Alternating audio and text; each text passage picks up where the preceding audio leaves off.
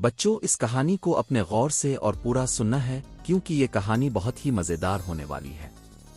اور اس کہانی کے آخر میں اب سے ہمیشہ کی طرح ایک سوال پوچھوں گا جس کا صحیح جواب کمنٹ کرنے پر اگلی کہانی آپ کے نام کی بنے گی۔ اس کہانی کا نام ہے فاطمہ کا قصہ۔ ایک خوبصورت گاؤں تھا جس میں سب لوگ خوشحال اور امن میں زندگی گزار رہے تھے۔ اسی گاؤں میں ایک بچی رہتی تھی جس کا نام فاطمہ تھا۔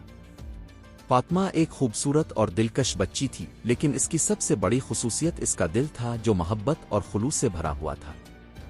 فاطمہ کے والدین بہت سادہ لوگ تھے اور ایک چھوٹے سے کھیت میں کام کرتے تھے۔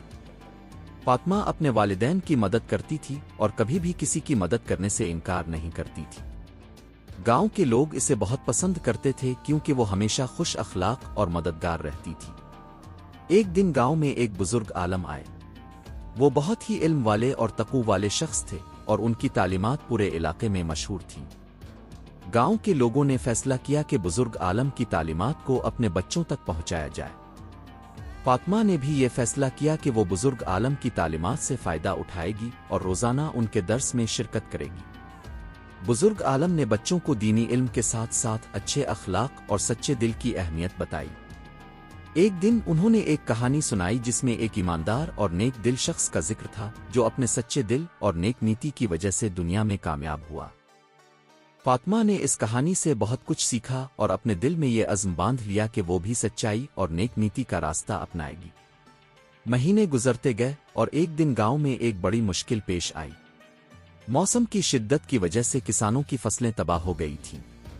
لوگ بہت پریشان تھے اور ان کے پاس فصلوں کی بحالی کے لیے کوئی منصوبہ نہیں تھا۔ کسانوں کی مشکلات دیکھ کر فاطمہ بہت دل گرفتہ ہوئی۔ فاطمہ نے اپنی بچت سے پیسے جمع کیے اور لوگوں کو مدد کرنے کا فیصلہ کیا۔ اس نے گاؤں میں ایک چھوٹا سا جشن منانے کا فیصلہ کیا جہاں وہ کسانوں کے لیے اشیاء خود و نوش اور ضروریات کی چیزیں فراہم کرے گی۔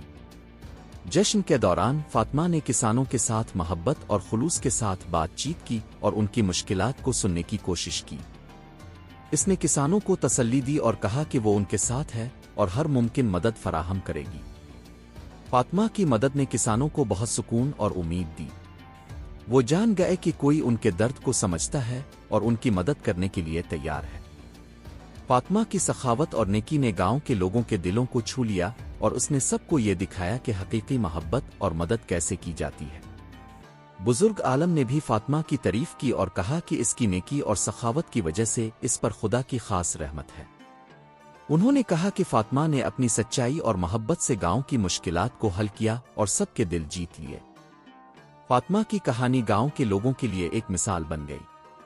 اس کی زندگی میں جو سچائی، نیک نیتی اور سخاوت کا راستہ تھا، اس نے نہ صرف اس کی اپنی زندگی کو بلکہ پورے گاؤں کی زندگیوں کو خوشیوں کی طرف گامزن کر دیا۔ فاطمہ نے یہ ثابت کر دیا کہ ایک دل سے محبت اور نیکی کرنے والے شخص کی محنت اور ایمانداری سے بڑا کوئی خزانہ نہیں۔ اخلاقی سبق: سچائی، نیک نیتی اور سخاوت کی طاقت سے نہ صرف ہم خود بہتر بن سکتے ہیں بلکہ دوسروں کی زندگیوں میں بھی خوشیاں لا سکتے ہیں۔ حقیقی محبت اور مدد کی طاقت سے ہم سب کی زندگیوں میں بہتری لا سکتے ہیں۔ اور اسی کے ساتھ یہ کہانی ختم ہوئی۔ اور بچوں، جیسا کہ میں نے کہا تھا کہ کہانی کے آخر میں اب سے ایک سوال پوچھوں گا۔ آج کا سوال ہے، اسلام میں پہلا نبی کون تھا؟ جو کوئی بھی مجھے کمنٹس میں سب سے پہلے صحیح جواب دے گا، میری اگلی کہانی اسی کے نام سے بنے گی۔ مجھے آپ کے کمنٹس کا انتظار رہے گا۔